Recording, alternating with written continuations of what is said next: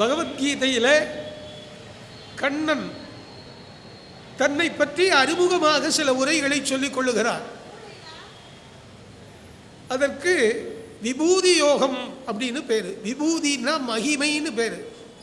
நமக்கு விபூதினா நெத்தியில் வச்சுக்கிற திருநீருன்னு தெரியும். அது திருநீற்றுக்கு விபூதின்னு பேர் கிடையாது. அது காலப்போக்கில் அதே வந்துடுச்சு. நெற்றியிலே இடுகின்ற அந்த இறைவனுடைய பிரசாதத்துக்கு திருநீரு, மந்திரமாவது நீரு அப்படின்னு தான் ஞானசம்பந்தர் பாடுகிறார். விபூதின்னு பாடலை. விபூதி அப்படின்னா மகிமை. விபூதின்னா மகிமை, பெருமை, அருமை, இறைவனின் திறமை. பகவத்கீதையிலே விபூதி யோகம் என்று ஒரு யோகம். யோகம்னா சாப்டர், பகுதி. அந்த விபூதி யோகத்திலே தான் எப்படியெல்லாம் இருக்கின்றேன் என்பதை வரிசைப்படுத்துகிறார். காலங்களில் நான் வசந்தமாக இருக்கின்றேன், வேதங்களில் நான் சாமவேதமாக இருக்கின்றேன், மாதங்களில் நான் மார்கழியாக இருக்கின்றேன், மாசானாம் மார்கசீர்ஷோஸ்மி என்று சொல்லுகிறார். பகவத்கீதையிலேயே சிறப்புப்படுத்தப்பட்ட ஒரு மாதம் எது என்றால் அது மார்கழி மாதம். இந்த மார்கழி மாதத்துக்கு அதிக பெருமைகள் உண்டு, சொல்லிக்கொண்டே போகலாம். தேவர்களின் அதிகாலை, தேவர்களுக்கெல்லாம் இந்த மார்கழி மாதம் அதிகாலை பொழுது. தை மாசம் உத்தராயணம் புறப்பட்டு விடுகிறது, பகல் பொழுது. அந்த அற்புதமான மார்கழி மாதத்தினுடைய இன்னொரு பெயர் என்ன என்றால் கேசவ மாதம். கேசவா, பகவானுடைய முதல் பெயர் கேசவா. கேசவனை பாடவும் கேட்டே கிடத்தியோ என்று ஆண்டாள் சொல்லுகின்றாள். அப்படி அற்புதமான மாதமாகிய மார்கழி மாதத்திலே ஒரு நோன்பு இருப்பார்கள். அந்த நோன்புக்கு பாவை நோன்பு. பாவை என்று சொன்னால் பெண்கள், பாவையர், பெண்கள் இருக்கக்கூடிய நோன்பு. பெண்களுக்கு ஏற்றம் தருவதற்காகவே இந்த பாவை நோன்பு இருக்கிறது.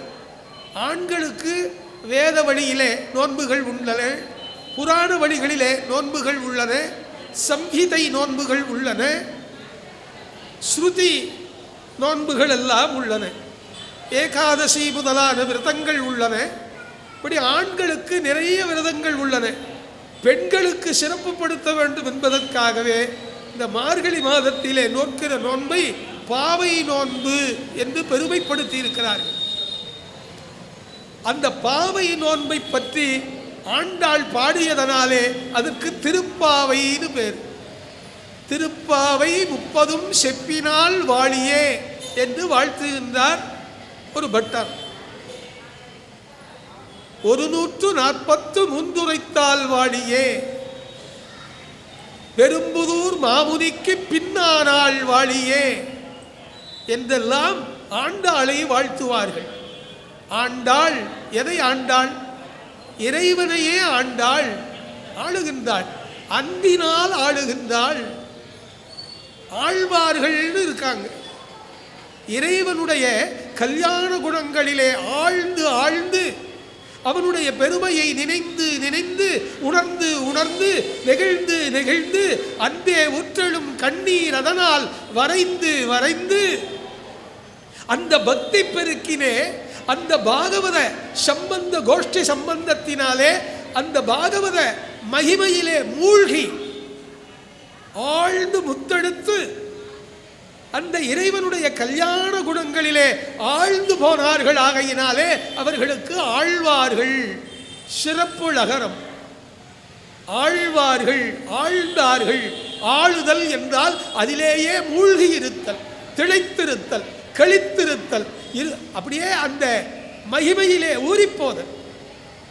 இறைவனை நினைந்து நினைந்து ஆனந்த பெருக்கெடுக்கிறது. ஒரு தாய்க்கு தன் மக்களை நினைத்தால் எந்த அன்பு ஊறுமோ, ஒரு காதலனுக்கு தன் காதலியை நினைத்தால் என்ன அன்பு ஊறுமோ, ஒரு நாட்டு பிரஜைகளை நினைந்தால் அந்த மன்னனுக்கு எவ்வாறு அன்பு ஊறுமோ அந்த அன்பு பெருக்கெடுக்கிறது. ஐத்தான் சொன்னார்கள், அன்பை பெருக்கி எனது ஆருயிரை காக்க வந்த இன்பப் பெருக்கே இறையே பராபரமே என்று தாயுமானவர் சொல்லுவார். அன்பை பெருக்கி, அன்புன்னா காதல், பக்தி, அந்த இறைவனிடத்திலே அன்பு மூடுகின்றார். அன்பெனும் பிடியுள் அகப்படுமலையே என்றார் வள்ளலார். இந்த வள்ளலாரை சொல்லுகிற போதெல்லாம் பொன்னுசாமி உடையார் நினைவுக்கு வருகிறார். வள்ளலார் அன்பையே தான் இறைவனை கட்டுப்படுத்துகிற வலை என்று சொல்லுகிறார். அன்பெனும் பிடியுள் அகப்படுமலையே, அன்பெனும் பிடிக்குள் அடங்குகின்ற ஆரமுதே என்று சொல்லுகின்றார். அந்த அன்புதான் பக்தி. அந்த அன்பினிலே திளைக்கின்றார், ஆழ்ந்து போகின்றார். அந்த அன்பிலே மிதக்கின்ற காரணத்தினாலே, ஆழ்ந்ததனாலே ஆழ்வார்கள் பேரு. ஸ்ரீ வைஷ்ணவத்திலே தமிழ் முனிவர்களுக்கு 12 பேர். ஆழ்வார்கள் எத்தனை பேர்னா 12 பேர்னு சொல்லணும். ராமானுஜர் ஆழ்வார் அல்ல, அவர் குருநாதர், ஆச்சாரியன். ஆழ்வார்கள் 12 பேர். அந்த 12 ஆழ்வார்களில் ஒரே ஒரு பெண் ஆண்டாள் ஆழ்வாராக ஆனார். பெரியாழ்வாருடைய பெண். பெரியாழ்வார் பெற்றெடுத்த பெண் பிள்ளை வாழியே என்று ஒரு வாழ்த்துப்பா. ஆழ்வார்கள்ல இவருக்கு மட்டும்தான் பெரியாழ்வார்னு பேர். அப்ப மற்றவர்கள்லாம் சின்ன ஆழ்வாரா? அல்ல. ஆழ்வார்களில் இறைவனுக்காக தன் மகளையே ஈந்த பிரான் பாகவத சம்பந்தத்தினாலே தினம் தினம் பாகவத கதைகளை சொல்லி அந்த ஆண்டாளை வளர்த்து ரங்கநாதனுக்கே தானம் கொடுத்தவர், கனிகாதானம் பண்ணினவர். அதனால பெரியாழ்வார். கண்ணன் மேல அவருக்கு அத்தனை பிரியம், கிருஷ்ண பக்தி. அந்த கதையைத்தான் இன்றைக்கு கோதையின் கீதை என்கிற தலைப்பிலே பார்க்க போகிறோம். கோதையின் கீதை. கோ என்றால் பூமி, தை என்றால் பெண், கீதை என்றால் சொன்னது. பூமியிலிருந்து அவதரித்த பூமி பிராட்டியாகிய ஆண்டாள் என்கிற கோதை நாச்சியார் சொன்னது கீதை. கோதையின் கீதை. முன்னொரு காலத்திலே மதுரை மாநகரன் பாண்டி நாட்டிலே ஸ்ரீவில்லிபுத்தூர், ஸ்ரீவில்லிபுத்தூர் என்று ஒரு ஊர் இன்னைக்கும் இருக்கு. இந்த சதுரகிரி போகிறவர்கள் எல்லாம் இப்பொழுது ஸ்ரீவில்லிபுத்தூரை பார்க்கிறார்கள். அது ஒரு ராஜபாட்டை. மதுரையிலே இருந்து திருநெல்வேலி பாதையிலே ஒரு ராஜபாட்டை. அந்த ஸ்ரீவில்லிபுத்தூருக்கு மிகப்பெரிய வேதங்கள், பாதகங்கள் தீர்க்கும் பரமநடி காட்டும் என்று பெருமைப்படுத்தியிருக்கிறார்கள். ஜோதி மணிமாடம் தோன்றுமூர், ஜோதி மணிமாடம் தோன்றுமூர். எல்லா கோவிலுக்கு முன்னாடி ஜோதி ஏத்திர கம்பம் ஒன்று வைத்திருப்பார்கள். அதுக்கு ஜோதி கம்பம் என்று பெயர். திருவண்ணாமலையிலே மலை மீது ஏற்றுகிறார்கள். மற்ற நகர்ப்புறத்து கோவில்களிலே கோவிலுக்கு முன்னாடி ஜோதி கம்பம், கொடிக்கம்பம் வேறு, ஜோதி கம்பம் வேறு. அந்த ஜோதி கம்பத்திலே ஜோதி ஏற்றுவார்கள். ஐப்பசி பௌர்ணமியிலும் கார்த்திகை பௌர்ணமியிலும் ஜோதி ஏற்றுவார்கள். ஜோதி மணிமாடம் தோன்றுமூர். இந்த கதை நடந்தது 7ஆம் நூற்றாண்டு. இப்ப நாம் வசிப்பது 21ஆம் நூற்றாண்டு. 13 நூற்றாண்டுகளுக்கு முன்பாக நடந்த ஒரு அற்புத கதை. சுமார் 1350 வருடங்களுக்கு முன்னாடி நடந்த ஒரு உண்மை கதை. கதைனா எழுதுனதுன்னு அர்த்தம் அல்ல, நடந்ததுன்னு அர்த்தம். அதை நாம் பிற்காலத்தில் எழுதுனதுன்னு வச்சுக்கிட்டோம். புறா அநாதீதி புராணா, பழமையானதுன்னு அர்த்தம். கதை என்றால் பழமையானது. கதாலட்சணம்னு ஒரு கிரந்தம் இருக்கு. ஒரு கதை எப்படி இருக்க வேண்டும் என்பதற்கு இலக்கணம் வகுத்திருக்கிறார் ஆனந்த தீர்த்த பகவத் பாதாச்சாரியார். கதாலட்சணம், ஒரு கதை இப்படிதான் இருக்கணும். சும்மா எதை வேணாலும் சொல்றது, கதை விடுறது பேரு. கதை விடக்கூடாது, கதை சொல்லணும். 7ஆம் நூற்றாண்டிலே மதுரையை தலைநகராக கொண்ட பாண்டி நாட்டு தேசத்திலே ஸ்ரீவில்லிபுத்தூர்னு ஒரு ஊர் இன்னைக்கும் இருக்கு. அது அந்த காலத்தில் கிராமம்.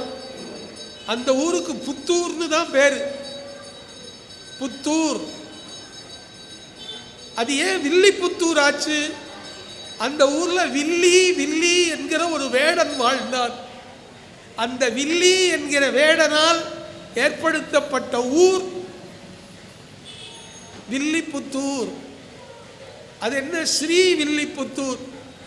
பாடல் பெற்ற திருத்தலங்கள் எல்லாத்துக்குமே திரு என்கிற அடைமொழி வரும். திருவண்ணாமலை, ஸ்ரீவாஞ்சியம், திருச்சீராப்பள்ளி, திருக்கோசமங்கை, திருக்காஞ்சிபுரம், திருவரம், ஸ்ரீமுஷ்ணம். இப்படி அடைமொழி தமிழிலே திரு என்று இருக்கும், வடமொழியிலே ஸ்ரீ என்று இருக்கும். ரெண்டும் ஒரு பொருள் உடையது. ஸ்ரீவில்லிபுத்தூர். அந்த ஸ்ரீவில்லிபுத்தூரிலே விஷ்ணு சித்தர்னு ஒருத்தர் வசித்து வந்தார். பரம பாகவதர்.